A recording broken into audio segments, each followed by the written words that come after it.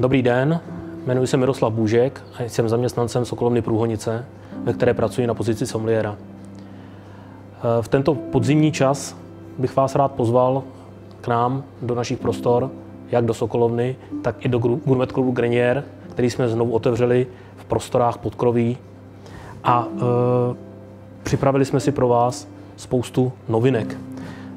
Z mého pohledu tou nejzásadnější je rozšířený vinný lístek, zejména o vína z Čech a z Moravy, z důvodu toho, že si o něj klientela v loňském roce, nebo o toto rozšíření si zdaleka nejvýrazněji řekla.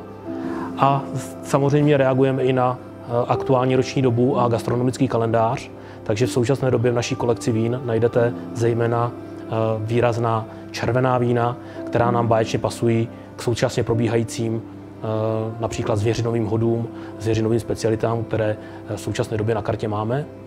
Tímto bych vás rád pozval na nejbližší probíhající akci, kterou budou svatomartinské hody. Tak jako každý rok na Sokolovně dostanete svatomartinskou husu a jiné husí speciality spojené s mladým moravským vínem. V letošním roce to budou odrůdy Muškát moravský a Svatovavřinecké z Mikulovska. Tím samozřejmě nekončíme.